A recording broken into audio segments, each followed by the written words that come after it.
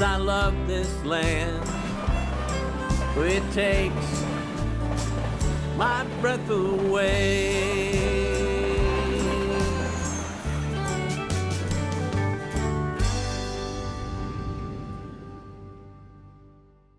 Welcome to Texas 10. I am Melissa. And I'm Texas Revolutionary Steve. Yes, let's talk about that because we're going to be in Guadalupe County, and the county seat of Guadalupe County is? Seguin, Texas. And so Seguin, Texas, let's talk about, because it's very interesting to me, Juan Seguin. It's named after Juan Seguin, and he was part of the Texian army, and he was from Mexico, didn't like Santa Anna at all because of what was going on in Mexican politics, and helped organize the Texian army, which included a lot of Hispanics and Mexicans that actually were fighting on the Texas side. And he first gained fame because he was at the Alamo, but he was the guy that Travis selected to get the letter out asking for reinforcements. So he left the Alamo, rode to the rest of the army to tell them about Travis's plight, and then obviously didn't get back in time. Lucky Juan. Right. Well, so lucky Juan, but then he had a very interesting career after that. And he was the mayor of San Antonio. His family stayed around Floresville for a while, and he became very powerful in the state. But while he was mayor of San Antonio, there was another Mexico dust-up, and they didn't like how he handled it, sort of accused him of treason and whatnot, drove him off to Mexico, and he actually was in the Mexican army in the Mexican-American War. Wow. Right. He's all over the place. Right. But then he eventually said, hey, Texas is my home, petitioned to come back, and we eventually recognized him as the hero that he actually was.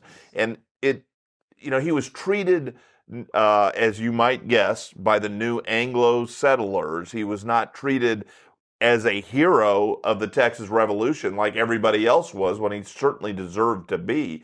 And so he had this sort of, at the time, sort of checkered career, but he was a very instrumental figure in our founding. He was actually buried in Mexico, but 84 years later, they brought him to his town that he's named for, and there he is. There's a statue in the middle of town, and his burial place is there in Seguin, There's Texas. a beautiful home there. Right. And so, very interesting part of Texas history led to Seguin, Texas.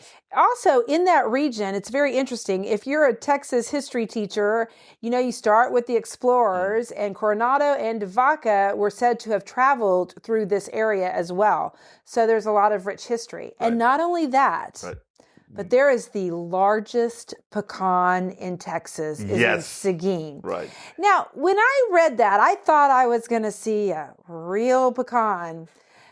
It's not, but it is very large, and it is in front of the courthouse. Nice courthouse, yes, by the way. It is. And they have the largest pecan right there. And we had our picture made with the largest pecan. With the largest pecan. It is a very nice courthouse, and I love it when courthouses have the character of the county. And so there's pecan farming around there, and there's a pecan. So there you go. Right. And there's really nice shopping downtown Seguin. So one of our favorites is Gift and Gourmet. I'm like, oh my goodness, Gift and Gourmet.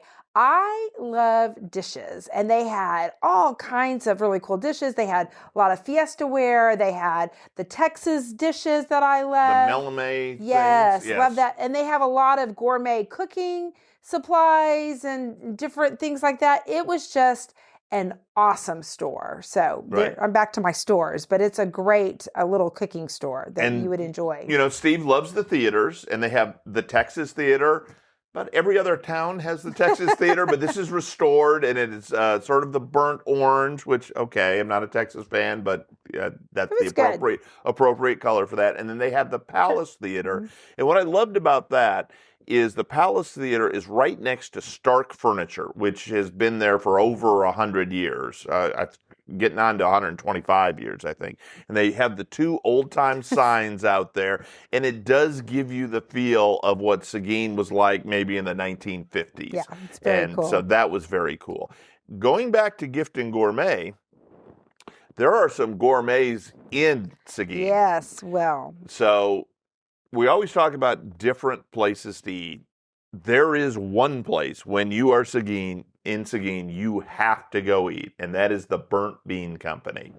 The Burnt Bean Company, bean sounds like coffee, right? Nope. It is not a coffee shop, although a lot of times people will say, why is there a line outside the coffee shop? Because it is the best. It is awesome barbecue. Our friends at Texas Monthly, they do their 5-year list. In the 2025 list, the number one barbecue spot in all of Texas, therefore all of the world, is in Seguin, Texas at Burnt Bean. So yeah, you got to go get you some barbecue. Right. Also, Seguin's a pretty little town, and it also has a lake. When I was growing up, Lake McQueenie was kind of known as a skier's lake. It's not that big, and it's kind of goes in a circle. They have a pretty club there. It's had some hard times. They had to actually drain the lake to fix the dam, and I think they're about to start filling it up again. But it's a real pretty area. And I also remember it as a lake that had like a lot of water lilies on it. But it's a real pretty little area. And a lot of lake houses are out there. When we visited the lake, there was water in the lake, and you were right about the water lilies.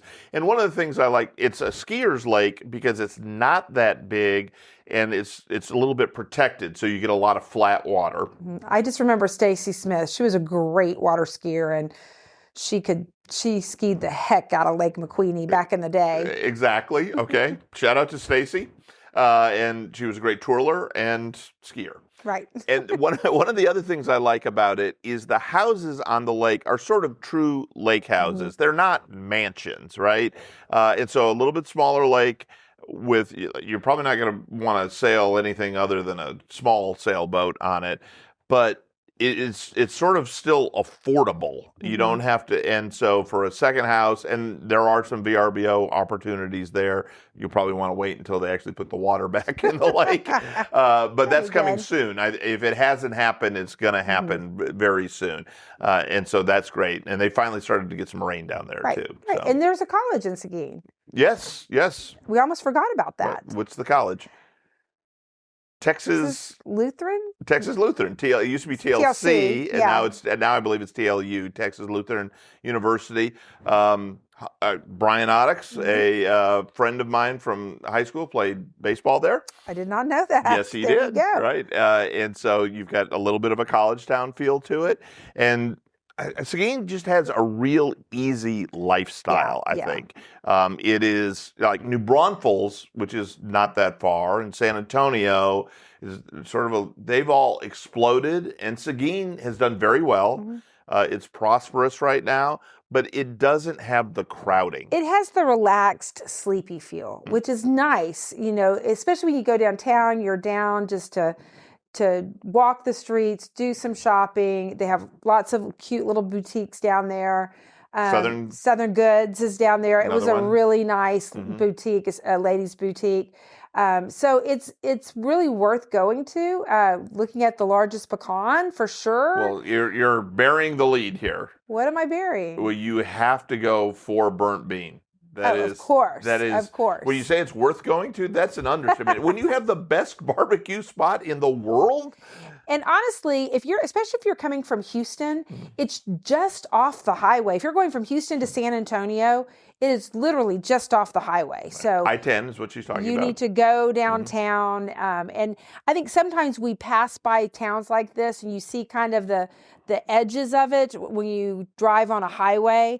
But if you take the time to go off and go to downtown Seguin, it is a very nice Well, it's town. also a quick shot from Austin now because you have 135 coming, or is it 130 or 135? I don't know. You know the roads. 220, 221, I'm not Whatever sure. it takes. But it's the road with no speed limit. You can go really fast. You can get there quickly, especially from South Austin, where you've missed the congestion. You can be in Seguin like that. So anyway, Seguin is kind of centrally located. If you're San Antonio, Austin, that area, it's almost like a big circle. In fact, it's another high school that we played when we were in high school. We played New Braunfels, we played Seguin, San Marcos, and it's just kind of in that whole area. And so get off the highway, go downtown to Seguin, go get yourself some barbecue, do some shopping, and when the lake is back up, go out and ski. Bad memories of the Seguin basketball team, the Matadors. They were okay. So yes, no, I don't know what that was about. Oh yes, you don't remember? They beat us in the district championship game. Oh, well, you said skiing, so I don't know. Basketball team. All right, so back on point. Keep joining us on Texas 10. We'll try not to banter so much. We love traveling in Texas, and we hope we're inspiring you to travel and to go to some places you might not otherwise go to. Thanks so much. Like, subscribe, share, and most of all, tell a friend about Texas 10. Word of mouth is best for us. We so appreciate your time. Get out there, get on the roads, and get yourself some barbecue at the world's best barbecue place, Burnt Bean in Seguin, Texas. Bye. And I love this land. It takes my breath away. From the Palo Duro to the Gulf Coast plain. From the heart of the hill country to the piney wood shade. I love this land. It takes my breath away.